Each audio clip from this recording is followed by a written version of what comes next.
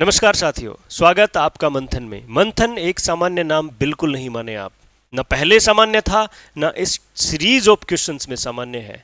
क्यों नहीं है? मंथन एक आईना है आरपीएससी के प्रश्नों का, आरपीएससी के आने वाले पेपर्स का। मंथन एक एक्सपीरियंस है, जो भी हमने फील किया है, जो आपने फील किया है। मंथन एक्सपीरियंस बताएगा कि कहाँ कमी है, कहाँ हमें इम्प्रूवमेंट की ज़रूरत है। इसलिए मंथन का हिस्सा बनना बहुत ज़रूरी हो जाता है। हम बड़ी ही मेहनत से इन क्वेश्चंस पेपर को ला रहे हैं आपके सामने, और इस मेहनत के लिए आप बिल्कुल हमारे साथ बने रहें। शेयर करिए, सब्सक्राइब करें, और बिल्कुल आप इस चीज़ को शेयर करने में बिल्कुल मत हिचकिचाएं, क्योंकि जितने ज़्यादा शेयर होंगे हम उतना ही जो है व्यवस्थित कार्य कर पाएंगे, आप उतना ही व्यवस्थित हो पाओगे। तो ये बनता है कि आप सहयोगी बने और हमारा सहयोग भी आप समय समय पर लेते रहें। इट्स हम्बल रिक्वेस्ट, और मैं हमेशा अपने विद्यार्थियों से इस बात की रिक्वेस्ट ही करता हूं कि आप हमारे साथ हैं तो हमें किसी प्रकार की चिंता नहीं है। शुरू करते हैं मंथन का पहला क्वेश्चन। आज का 51 नंबर क्वेश्चन शुरू करते हैं, और लिखा है टेक दिस गिव दैट। और खाली जगह अगर यहां पर है दोस्तों, खाली जगह अगर यहां पर है तो इसका मतलब यहां वर्ब और यहां वर्ब, सीधी सी बात है, कनेक्टिव भरा रहा है, कनेक्टिव भरवाना है। तो एक क्वेश्चन बिल्कुल एक पलक झपकते ही आपका डिलीट हो जाना चाहिए। क्यों? आपको पता है कि नाइदर और नोर दोनों आए तब दो सेंटेंसेस को जोड़ा जाता है। अकेला नाइदर या तो एडजेक्टिव होगा या फिर प्रोनाउन होगा, या फिर प्रोनाउन होगा। एडजेक्टिव होगा तो बाद में क्या आएगा? नाउन।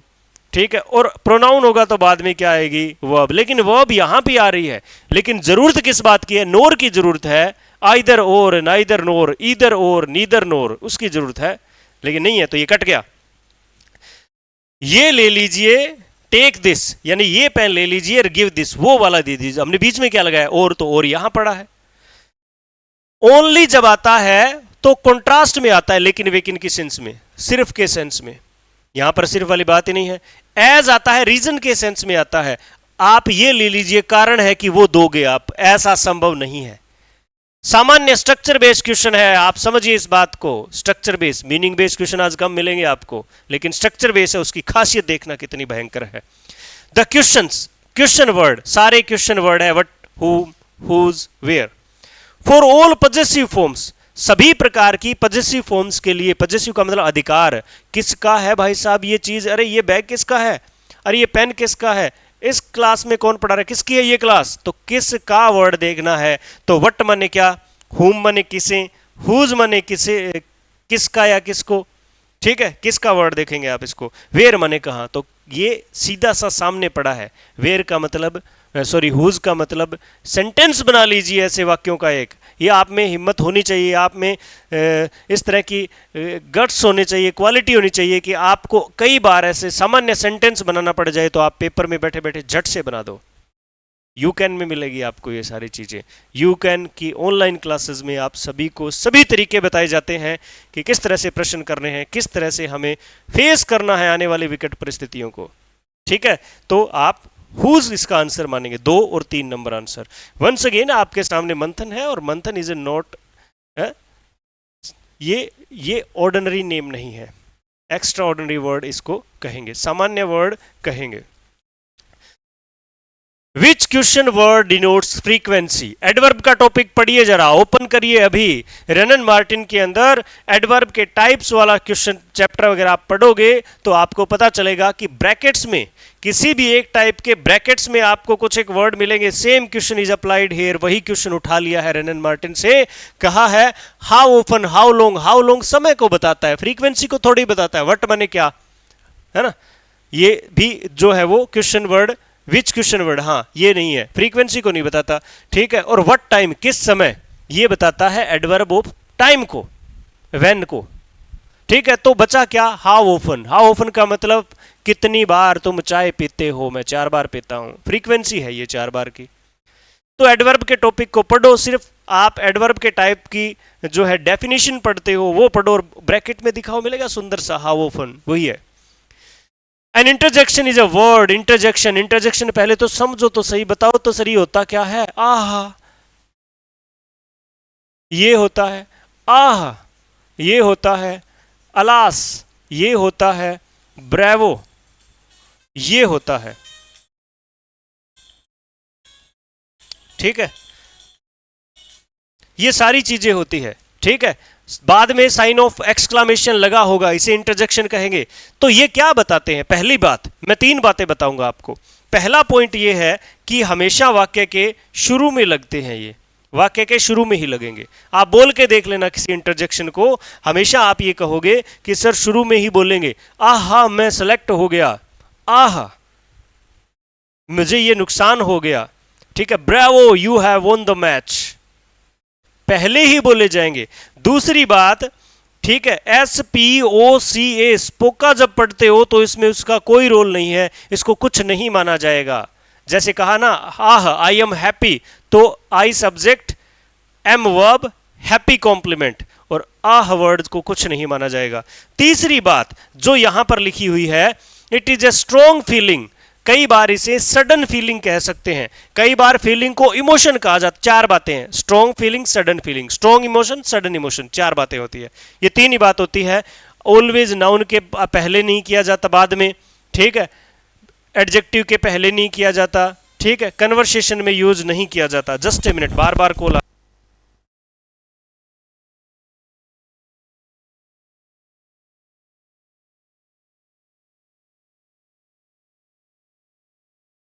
हाँ जी, ठीक है, तो इसका उत्तर क्या हो जाएगा? एक नंबर इसका सही उत्तर है। उसके बाद देखिए, which of the following sentence contain demonstrative demonstrative pronoun. Demonstrative pronoun, अगर आपने प्रोनाउन का चैप्टर पढ़ा है रेनन मार्टिन में, तो आप बोलेंगे this that these those such, 5 word पढ़ोगे, ठीक है। तो उसमें क्या होगा, प्रोनाउन है ना, तो प्लस में क्या होगा, इन शब्दों के वर्ब होगी या फिर ऑफ होगा। अगर इनके प्लस में नाउन मिले, अगर इनके प्लस में नाउन मिले तो ये क्या होगा, एडजेक्टिव होगा। क्या होगा? एडजेक्टिव। तो देखिए, दिस इज, तो इज आते ही ये प्रोनाउन बन गया। पेन, बुक और बुक, ये सारे डेमोन्स्ट्रेटिव एडजेक्टिव है। बहुत सामान्य प्रश्न है, चिंता नहीं करनी। ऐसा भयंकर पेपर 2011 सेकंड ग्रेड का कि उसके अंदर प्रश्न को देखते ही कलेजा हिल जाए, और ऐसा सामान्य पेपर कि एक ही तरह से 2 प्रश्न दे रखे हैं। डेमोन्स्ट्रेटिव इंक्लूड्स, अब देखो देखो, दिस दैट दीज दोज, ये तो सही है उत्तर। अब गलत क्या है? ये देर गलत है, ठीक है, ये देर गलत है, ये देर गलत है, और ये दोनों देर गलत है। तो बचा 1 नंबर। सामान्य बात है, समय लगाने वाली बात नहीं है दोस्तों। उसके बाद देखिए, do you eat much fruit, ये प्रश्न हमने कर लिया है, ठीक है, पहले कर लिया था, पहली दूसरे वीडियो के अंदर कर लिया था। Which of the following is not true, अब नॉट ट्रू बताना है। इस क्वेश्चन की खास बात है, एक रीजनिंग काम करेगी यहां पर किसी विद्यार्थी की। रीजनिंग का मतलब होता है आप उसको किस तर्क, क्या तर्क लगा के उत्तर देते हो। रीजनिंग वो नहीं कि आज सोमवार है 31 तारीख को, तो अगले साल जो है वो 25 तारीख को, क्या वो रीजनिंग नहीं। त्रिभुज गिन लिए, वो रीजनिंग। रीजनिंग का मतलब किसी भी प्रश्न को करते समय जो आप तर्क लगाते हो, वो तर्क की बात की जा रही है, वो रीजनिंग है। देखिए जरा, abstract nouns are mainly uncountable. एक वर्ड लिखिए यहां पर, ब्यूटी, ठीक है, और काउंटेबल वो होता है, काउंटेबल वो होता है जिसका प्लूरल बनाया जाए। ब्यूटीज, कॉलेज के अंदर लड़कियां ऐसे बोलती है, हे ब्यूटीज ऐसे बोलती है, लेकिन वो कोई सही सेंटेंस नहीं है भाई साहब, ठीक है। वो तो अपने आप ही प्रशंसा में लगी है बेचारी, अपने अपने प्रशंसा में लगी है। दुनियादारी उनकी एक अलग ही है, उनकी तो डिक्शनरी भी अलग है, क्या बताएं, ठीक है। मासूम प्राणी होता है बेचारा, है मासूमियत है, इसलिए वो बोलते रहते हैं जैसा सुंदर लगता है, हे ब्यूटीज, आधे नाम बोलने उन्होंने, ठीक है। तो ब्यूटीज कुछ नहीं होता, ठीक है। ब्यूटी ब्यूटी होता है, ब्यूटी ना दिखती है हमें ना कोई बात, ठीक है। ब्यूटी वर्ड एब्स्ट्रैक्ट नाउन है, क्या इसका प्लूरल बनाया जा सकता है? नहीं बनाया जा सकता, तो ये अनकाउंटेबल है। और नॉट ट्रू का मतलब क्या है? जो गलत बात है, गलत बात है, गलत ऑप्शन है, वो उत्तर होगा। जो गलत उत्तर है वो हमारा उत्तर होगा। तो ये वाला जो है वो आगे पढ़िए। Concrete nouns are countable. Concrete में आप वर्ड लीजिए बुक, बुक वर्ड लिया, अब इस बुक वर्ड का प्लूरल बना दो, बुक्स। अगर प्लूरल बनता है तो काउंटेबल है, ये बात तो सही है। अनकाउंटेबल का मतलब प्लूरल नहीं बनाया जा सकता, ये बात भी सही है। ठीक है, लेकिन हमें तो गलत बात उत्तर करनी है, ये बार बार चलता रहना चाहिए, इधर इधर इधर अपना जो फेस, इधर अपना दिमाग चलता रहना चाहिए। Abstract nouns are mainly countable noun, ठीक है, तो ये एब्स्ट्रैक्ट है और ये काउंटेबल है नहीं क्योंकि प्लूरल नहीं बन रहा, तो ये बात क्या है, गलत है। Common nouns refers to a class, common noun क्या होता है, क्लास, क्लास, ठीक है। आर्मी, आर्मी एक ग्रुप को कहते हैं, क्लास का मतलब यहां पे ग्रुप है, ठीक है, तो ये भी बात सही है। अब बताइए, नोट ट्रू देखना था और ट्रू कौन सा नहीं है, सी नहीं है, इसका मतलब ये उत्तर होगा इसका, ये सही है। शर्त है तो चारों गुड मार दिया भाई साहब। जब हमने इस बात को देखना था सही कौन सी बात है, गलत कौन सी बात है, इसका मतलब ये बात सही है, ये सही है, ये भी सही है, गलत कौन सी है, ये वाली गलत है, तो यही उत्तर है। हमने गलत बात देखनी थी ना।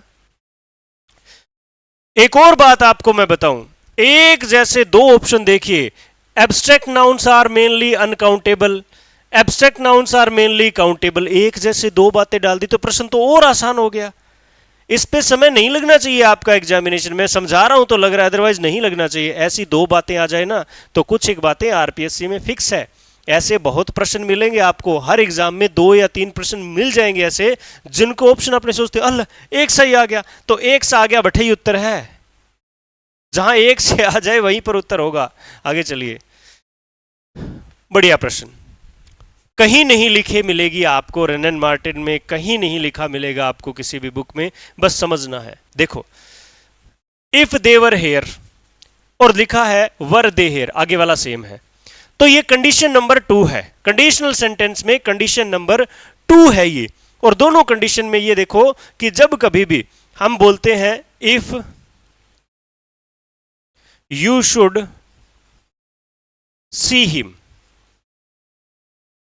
कॉल मी, अगर तुम उसे मिलो तो मुझे बताना। इसको और कैसे लिख सकते हैं, शुड यू सी हिम, आगे कॉल मी आ जाएगा। तो ये बातें एक ही बात है, इनमें कोई मीनिंग चेंज नहीं है, ये सेम मीनिंग वाली बातें हैं। ये क्या है, कई बार जो है राइटिंग सेक्शन में ऐसी बातें हो जाती है लिखते समय कि if he had done this, इसको बोल देंगे हैड ही डन दिस, ऐसे बोला जा सकता है, ऐसे लिखा जा सकता है। तो पहली बात है बोथ हैव सेम मीनिंग, इनके मीनिंग सेम होते हैं, नो डाउट। डिफरेंट मीनिंग इनके नहीं होते क्योंकि एक ही बात है ये। दूसरी बात, the same meaning the second one is more likely in writing और स्पीच। अब देखो, स्पीच में आपका कम्युनिकेटिव लैंग्वेज टीचिंग मेथड काम करेगा और उसमें लिखा है स्पीच में तो कुछ ही लिख दो, स्पीच में तो गलतियां भी हो सकती है, स्पीच में तो आप किसी भी तरह से बात कर दो, बस कन्वर्सेशन होना चाहिए। और स्पोकन इंग्लिश के कोर्स में आप देखो तो वो भी ये बताएंगे आप बोलते चलिए, हमें समझ आ रहा है तो इसका मतलब हम सफल हैं। तो स्पीच में तो ऐसी बातें है ही नहीं, उत्तर हमारा होगा सी, कि राइटिंग में ऐसा लिख सकते हैं दोनों, है ना, और मीनिंग सेम है। ये प्रश्न जो है काफी अच्छा है, ठीक है। पैसिव वॉइस जो है, पैसिव कंस्ट्रक्शन का क्वेश्चन है, आप देखिए, it has been brought to our notice, it has been brought to our notice, तो वेलकम एड्रेस तो है नहीं, ये वेलकम स्पीच तो है नहीं, है ना। उसमें लिखा होगा ऑनरेबल चीफ गेस्ट वगैरह वगैरह, इस तरह से बात आती है। बचा ऑफिशियल कॉरेस्पॉन्डेंस या फिर कन्वर्सेशन।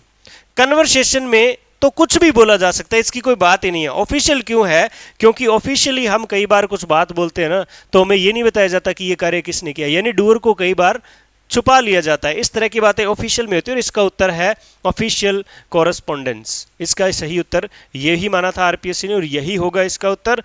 बने रहिए हमारे साथ, मंथन का सहयोग करें, मंथन को आगे शेयर करें, सब्सक्राइब करें। और मंथन सामान्य बात नहीं है, सामान्य शब्द नहीं है, ये एक आईना है, ये एक एक्सपीरियंस है जो हर एक विद्यार्थी को एक ना एक दिन देखना पड़ेगा। तो आज क्यों नहीं देख रहे हो आप? शेयर करिए, सब्सक्राइब करिए, लाइक करिए, यू कैन का हिस्सा बनिए। You will feel better after the examination, examination के बाद वो कॉन्फिडेंस आपको दिलाएंगे हम, कोशिश पूरी रहेगी इस बात की। धन्यवाद।